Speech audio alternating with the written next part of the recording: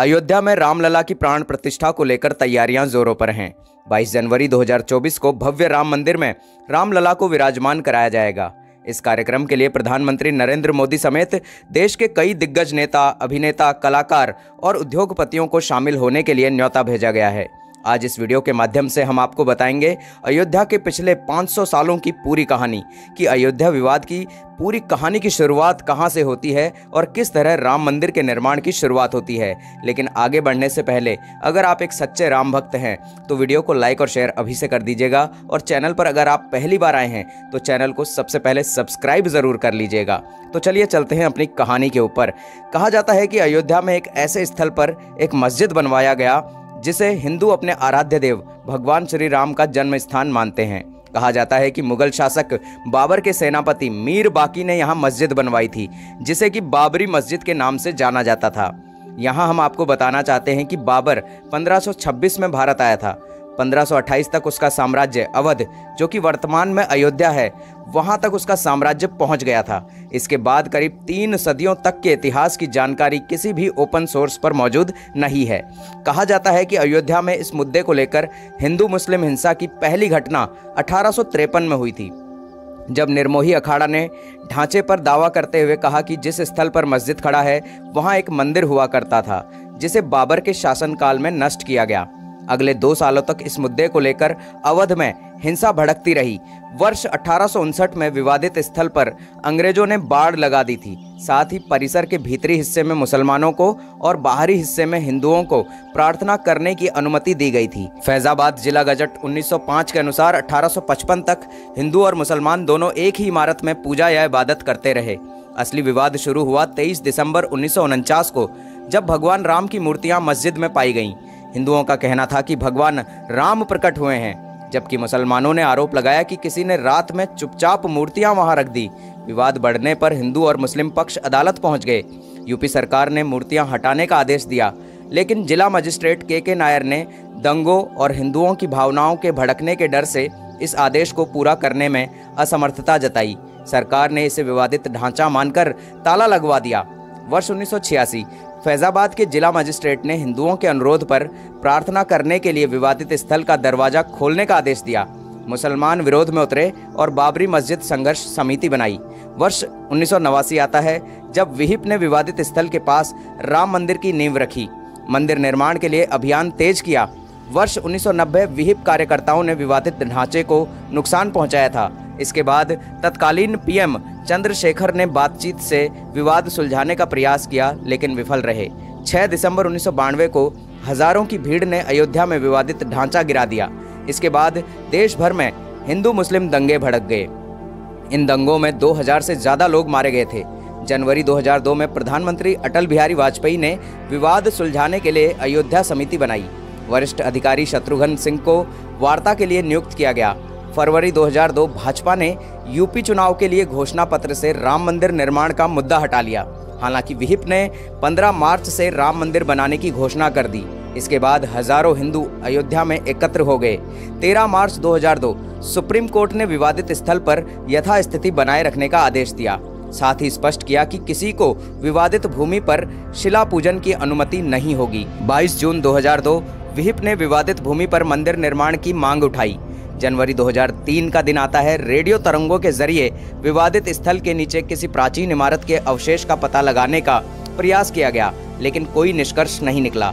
मार्च 2003 supreme court ने केंद्र सरकार की उस मांग को ठुकराया जिसमें विवादित स्थल पर पूजा पाठ करने की अनुमति मांगी गई थी। अप्रैल 2003 के अंदर हाईकोर्ट के आदेश पर पुरातत्व सर्वेक्षण विभाग ने विवादित स्थल की जांच के लिए खुदाई शुरू की।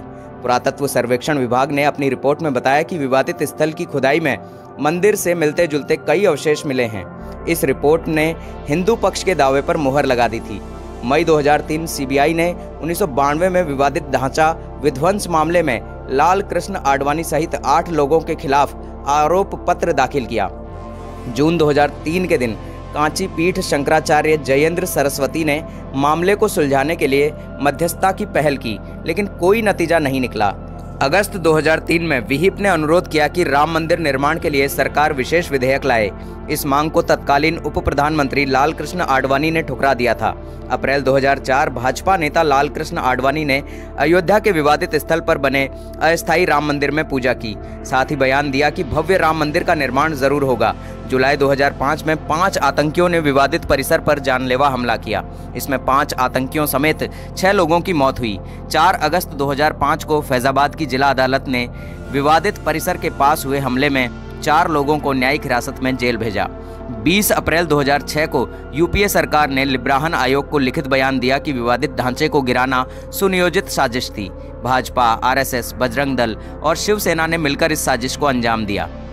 जुलाई 2006 में यूपी सरकार ने विवादित स्थल पर बने अस्थायी राम मंदिर की सुरक्षा पुख्ता करने के लिए बुलेट प्रूफ शीशे का घेरा लगाने का प्रस्ताव तैयार किया। मुस्लिम पक्ष ने अदालत द्वारा दिए गए स्टे की अवहेलना का हवाला देकर विरोध किया। 30 जून 2009 को अयोध्या के विवादित ढांचे का विध्वंस मामले में जांच के लिए बनाए गए लिब्राहन आयोग ने 17 साल बाद अपनी जांच रिपोर्ट तत्कालीन प्रधानमंत्री मनमोहन सिंह जी को सौंपी थी। 7 जुलाई 2009 को तत्कालीन यूपीए सरकार ने हाईकोर्ट में हलफनामा दायर कर बताया कि अयोध्या विवाद से जुड़ी 23 महत्वपूर्ण फाइलें सचिवालय से गायब कर दी गई हैं। 24 नवंबर 2009 को संसद के दोनों सदनों में लिब्राहन आयोग की रिपोर्ट पेश की गई। इसमें नरसिंह राव को क्लीन चिट दे दी गई। 20 मई 2010 के दिन विवादित ढांचा विध्वंस मामले में भाजपा नेता लाल कृष्ण आडवाणी समेत अन्य नेताओं पर आपराधिक मुकदमा चलाने के लिए दायर पुनरीक्षण याचिका हाईकोर्ट ने खारिज कर दी। 26 जुलाई 2010 के दिन अयोध्या विवाद पर हाईकोर्ट में सुनवाई पूरी हुई। 8 सितंबर 2010 को हाईकोर्ट ने मामले में फैसला सुनाने के लिए 24 सितंबर की तारीख तय की। 24 सितंबर 2010 को हाईकोर्ट की लखनऊ पीठ में 3 जजों की बेंच ने फैसला सुनाते हुए विवादित स्थल का 1/3 हिस्सा मुसलमानों को मस्जिद बनाने के लिए दिया और हिंदुओं को विवादित स्थल का शेष हिस्सा समेत मंदिर बनाने के लिए बाकी जमीन देने का फैसला सुनाया। फैसले से असंतुष्ट होकर दोनों पक्षों ने सुप्रीम कोर्ट का दरवाजा खटखटाया। 9 मई 2011 को सुप्रीम कोर्ट ने इलाहाबाद हाईकोर्ट द्वारा विवादित स्थल को 3 हिस्सों में बांटने के फैसले पर रोक लगा दी। साथ ही सुप्रीम कोर्ट में सुनवाई शुरू हुई। 27 जनवरी 2018 को तत्कालीन चीफ जस्टिस दीपक मिश्रा की अध्यक्षता वाली 3 सदस्यीय पीठ ने अपने फैसले में कहा था कि मस्जिद इस्लाम का अभिन्न अंग नहीं है। साथ ही पीठ ने इस केस को 5 जजों की पीठ के पास नए सिरे से सुनवाई के लिए भेजने से इनकार कर दिया था। 29 अक्टूबर 2018 को सुप्रीम कोर्ट ने मामले की सुनवाई करते हुए कहा था, इस मामले की सुनवाई के लिए जनवरी के प्रथम सप्ताह में उचित पीठ का गठन होगा, जो इसकी सुनवाई का कार्यक्रम तय करेगा। जनवरी 2019 के दिन अयोध्या केस की सुनवाई के लिए चीफ जस्टिस रंजन गोगोई की अध्यक्षता में 5 जजों की संवैधानिक पीठ गठित हुई। पीठ में justice DY Chandrachud, justice UU Lalit, justice Bobde और जस्टिस NV रमन्ना को शामिल किया गया। 10 जनवरी 2019 को मुस्लिम पक्ष के वकील राजीव धवन द्वारा सवाल उठाए जाने पर जस्टिस UU ललित ने खुद को इस केस की सुनवाई से अलग किया। राजीव धवन ने सवाल उठाया था कि 1994 में इसी केस में जस्टिस UU ललित ने उत्तर प्रदेश के पूर्व मुख्यमंत्री कल्याण सिंह की कोर्ट में पैरवी की थी। 27 जनवरी 2019 को न्यायमूर्ति बोबडे के अवकाश पर होने की वजह से 29 जनवरी 2019 की प्रस्तावित सुनवाई टल गई। सुप्रीम कोर्ट ने 26 फरवरी 2019 की नई तिथि निर्धारित की। 26 फरवरी 2019 को सुप्रीम कोर्ट ने मामले में मध्यस्थता के जरिए विवाद सुलझाने की सलाह दी। कोर्ट ने कहा था कि अगर इसकी 1% भी गुंजाइश है तो मध्यस्थता होनी चाहिए। सुप्रीम कोर्ट अपनी निगरानी में मध्यस्थता के जरिए विवाद का निपटारा करने को तैयार हुआ। 6 मार्च 2019 को सुप्रीम कोर्ट में अयोध्या विवाद पर मुस्लिम पक्ष मध्यस्थता को तैयार हुआ, लेकिन हिंदू महासभा और रामलला पक्ष ने ये कहकर असहमति जताई कि जनता मध्यस्थता के फैसलों को नहीं मानेगी। सुप्रीम कोर्ट ने मध्यस्थता के मामले पर फैसला सुरक्षित रखा। 8 मार्च 2019 को सुप्रीम कोर्ट ने श्री रविशंकर, श्री राम पंचू और जस्टिस FM खलीफुल्ला को अयोध्या केस में मध्यस्थता करने की मंजूरी प्रदान की। 2 अगस्त 2019 के दिन सुप्रीम कोर्ट ने कहा कि मध्यस्थता के जरिए अयोध्या केस नहीं सुलझाया जा सकता। साथ ही कोर्ट ने 6 अगस्त से केस में प्रतिदिन सुनवाई की तिथि तय की। 6 अगस्त 2019 को अयोध्या केस में सुप्रीम कोर्ट ने प्रतिदिन सुनवाई शुरू की। 15 अक्टूबर 2019 सुप्रीम कोर्ट ने अयोध्या केस की सुनवाई 16 अक्टूबर 2019 तक पूरी करने की समय सीमा निर्धारित की। 9 नवंबर 2019 को सुप्रीम कोर्ट ने ऐतिहासिक फैसला सुनाते हुए राम जन्मभूमि की 2.77 एकड़ जमीन हिंदू पक्ष को देने का फैसला सुनाया। साथ ही इसका मालिकाना हक केंद्र सरकार के पास रहेगा, ये भी स्पष्ट किया। इसके अतिरिक्त उत्तर प्रदेश सरकार को आदेश दिया कि मुस्लिम पक्ष को 5 एकड़ जमीन किसी अन्य स्थान पर दिया जाए। 5 अगस्त 2020 का दिन ये वो तारीख है जब प्रधानमंत्री नरेंद्र मोदी ने भगवान श्री राम की नगरी अयोध्या में श्री राम जन्मभूमि पर भव्य मंदिर के निर्माण के लिए भूमि पूजन में हिस्सा लिया। अब दिन आता है 22 जनवरी 2024 का, जो कि अभी सभी को उसका इंतजार है। पीएम नरेंद्र मोदी की अगुवाई में अयोध्या राम मंदिर का उद्घाटन 22 जनवरी 2024 को होना है।